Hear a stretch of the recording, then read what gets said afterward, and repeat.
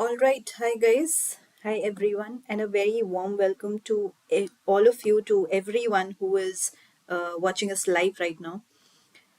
So, guys, we are starting a bit late today because there was a technical glitch which I was solving at the back end. So, yes, it took me a little bit of time. But yes, here I am with another set of IELTS, free Shiksha IELTS videos where we are actually planning to complete the whole syllabus of IELTS in this whole month. And yesterday we started with our first class for this month of December, and we covered up one of the topics in the reading module. So, guys, let me give you a small reminder that we are actually starting with the reading module for now for the preparation of IELTS exam, and later on we'll move on to our listening, and gradually we'll be continuing with our speaking and writing modules as well. So let me focus on today's topic, which is yes, no, and not given kind of questions. So yesterday we discussed about true, false, not given questions. So there is a slight difference between these two kinds of questions. But yes, before I actually jump on to today's slide and to the today's topic in detail, let me give you again a small reminder that please do not forget to subscribe to our YouTube channel, which is with the same name. You can see here the logo as well, Shiksha Study Abroad, which is just there, right top right corner of the slide. And also, please do not forget to register with us, because we have few perks which you can avail after registering with us. You just have to click on the registration link, which is given in the description below, and you will get registered with us for free. You do not have to pay a single penny. And of course, after registering with us, you can download the free sample papers for IELTS preparation, which we have on our landing page. And you can also get in touch with our counseling team, expert counseling team, which gives you the counseling for free. So we are providing each and everything for free. You just have to register with us with the help of the link which is given in the description below. All right, thank you so much for that. And yes, thank you so much for kindly and patiently listening to me. So here I am with another subtopic from the reading module of IELTS exam. And this question is known as yes, no, not given. So for yes, no, not given questions, you will be given a set of statements and a text. So it is more or less like true, false, not given. But yes, there are few differences, and we'll come to that as well. Let's read about it in detail first. Then I'll also provide you with some tips and strategies. And in the end, I will show you a sample question. How does the yes, no, not given question actually look like? Okay. So in this question, again, you just like true, false, not given, you will be given a set of statements and a text. Text means a passage or a paragraph from where you have to actually find out the answers. So if it agrees, just a second, guys. So if it agrees with the statement, then definitely the answer is yes. If it disagrees with or contradicts what the writer thinks, then the answer should be no. And if it is impossible to know what the writer's point of view is, then definitely the answer would be not given.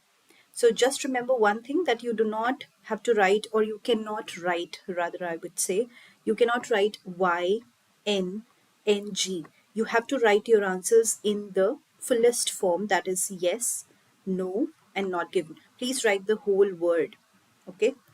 Coming to the next slide, which says tips. So these are the tips only exclusively for yes, no, not given questions. I had told you yesterday as well that in IELTS exam, in reading and listening, each and every question type, whatever question type we are discussing, that has a different approach. So I would really like you all to be very, very attentive, because these tips are going to be very helpful for you, and definitely these are only exclusively for yes, no, not given. So they won't be repeated. Okay.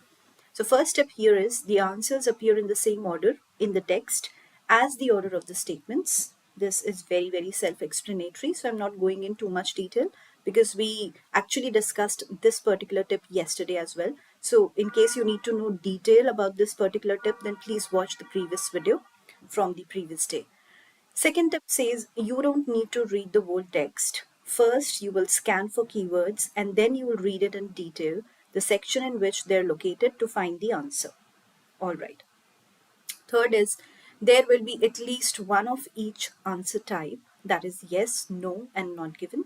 So if you don't have at least one of each when you've completed the question, you've made a mistake. So please recheck in the end, keep few minutes in the end for revision.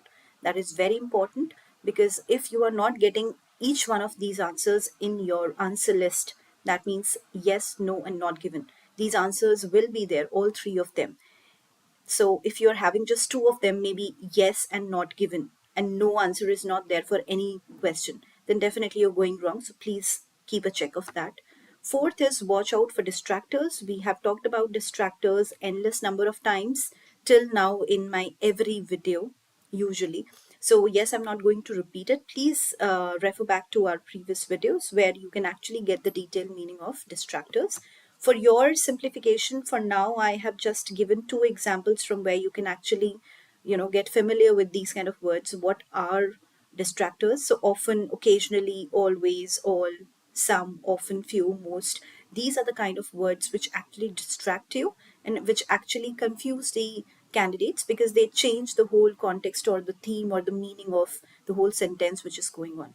So yes, just be aware of that. What are distractors? Because they will be there and you will encounter them in your IELTS exam reading paper. So please do not forget to have a look out for that. So fifth tip I'm coming to. Now fifth tip says also be on the outlook for qualifying words that express possibility or doubt, such as seem, claim, suggest, possibly, believe, probably. So these are also kind of words which you should actually look out for because they also hinder the context or the theme of the passage or the sentence which is going on.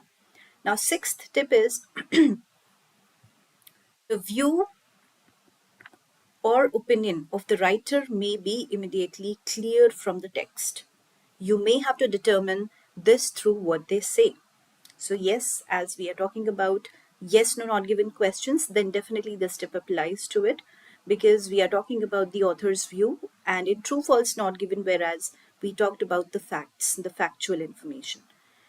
So yes, coming to the seventh tip now, it says the statements will contain synonyms and paraphrasing. So be on the outlook for these. Now guys, till now I have told you endless again, uncountable number of times that paraphrasing and synonyms, these are two things which you actually have to look out for, not just in reading, but in listening, writing and speaking paper as well. Because no word or phrase or even a sentence, it might be that the words and phrases won't be repeated in the passage. So whatever words you have already in the question, they won't be repeated again in the text or passage. So there will be lots of synonyms, there will be a lot of paraphrasing going on. So definitely you have to enhance at least yourself to a basic level of your vocabulary section so that you can actually attempt the paper with ease, because otherwise it will be very, very difficult for you to attempt and solve the questions and get the answers right or correct in one go. So definitely you have to enhance your vocabulary a little bit. Then eighth tip says, remember that at least one answer will be not given. So this means that you will be searching for information that is not there. So definitely you are going to waste a little bit of your time. But yes, as I suggested you yesterday also, if you are trying to waste a lot of time on one question, that is a big no-no, especially for your IELTS reading and listening paper, because these two papers are quite time restricted and you have to finish your paper in a certain restriction, related to time. So as we know that reading IELTS paper is for 1 hour and we have to complete all the 40 questions in that 1 hour. So please do not waste a lot of time on one single question. Just leave it for the last. And then when you're revising your whole work, once you are done with all the full 40 questions, the remaining one or two which you are leaving for the end, then come back to them. Okay, coming to the strategy now. So there is a proper, strategy which you have to follow for these questions and even for true, false, not given. So the strategy would remain the same. All the pointers would remain the same, which I repeated yesterday as well. But again, let's go through them very briefly.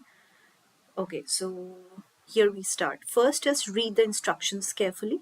Double check whether it is a yes, no, not given question or a true, false, not given question.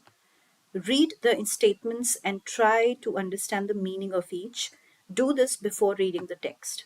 Think about possible synonyms that might appear in the text and note any qualifying words in the statements, such as all, some, always, often. So, we have already talked about synonyms and qualifying words and distractors.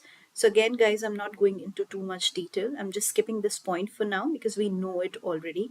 And I'm coming back to the fourth strategy. Underline the keywords. This is very crucial. Why? Because once you underline, you make sure for yourself that what are the important pointers which you need to look out for, especially when you're trying to find the answer in the passage. So yes, you won't necessarily find the exact words in the text due to the extensive use of synonyms and paraphrasing in in yes, no, not given questions, but enough will be present to make doing this worthwhile. So of course, please underline the keywords. Fifth is reread the statement one and scan the first passage, maybe two, for the keywords or synonyms of them. Then sixth is make your decision. Remember to consider these three things. What are those important three things? To be yes, the view of the writer must exactly match the statement even if the words are different. Look carefully for qualifying words that might change the meaning. If you are struggling to find the writer's opinion, it's probably because it isn't there. So the answer most probably is not given. So, guys, you have already started commenting on the comment section. That is lovely. That's a very good response. That means you're really watching us attentively. And the timings I would tell you in the end as well, but it was written in the thumbnail of the video as well. It's 5 to 6 p.m. every day, IST, that is Indian Standard Timings. And we are following a weekday circle. That means we are having these classes every weekday except the weekend. So, guys, I would really appreciate if you can put down your questions in the end of the session so that the flow of the session or the flow of the class doesn't break. I'll answer each and every of your queries, every query of yours. So don't worry about that. Just keep your questions for the end, especially if they are related to the IELTS class. All right, thank you. Then coming back to the slide again, seventh is repeat this process for the remaining questions. So, guys, the big challenge. Now, what is the biggest challenge or the flaw about these questions which the candidates face? Let's see that. So, the challenge with yes, no, not given type of questions is that for some statements, the not given ones, you will be searching for information that's not there. So, of course, as I told you, you will be looking for some kind of information which is not there. So, you might feel that you're wasting your time, but it will be worth it, especially if you get it right. Correct? Now, this is the first reason why some people fear it. Second is you can easily waste a lot of time going over and over the text to check that you haven't missed the information. So the second challenge is the familiarity of this type of question. So most people will have looked for yes, no, not given statements in the textbooks or in the text back in their school days, but many of them have no experience of not given statements. That is why we IELTS trainers, IELTS examiners, even the tutors, whoever is teaching IELTS, they recommend you, they advise you to practice a lot before you actually sit for your exam, because it is very, very essential to get the familiarity of all the questions which are present there in your IELTS reading and listening paper. Hence, it is extra important to have a strategy that gives you the confidence to make your decision and move on swiftly. Now, this is the example passage, and the title of the passage is Hey Joy. There are two paragraphs bifurcated here. And yes, no, not given questions would look something like this. There will be statements given to you, put yes, no, and not given if it says these. Then there will be questions like people do not like the idea of living without technology. And I have also given the answers to these two questions. Let me just number them for you. so that it is easy for you to recognize. So this is the first question and this is the second question.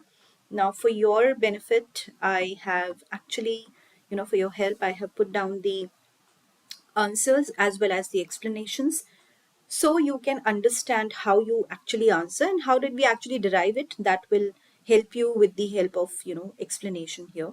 So you can go back to these two paragraphs and you can just derive by yourself how did the answer actually come. So guys, now we come to the very important part of our today's session, that is what is the difference between true, false, not given questions and what is the difference between yes, no, not given questions. So between these two kind of questions, what is the difference, because they actually look alike a lot. So let's read it out quickly.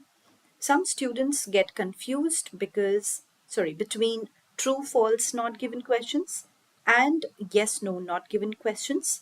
It's all about the type of information contained in the text. So first, true, false, not given questions. What are those?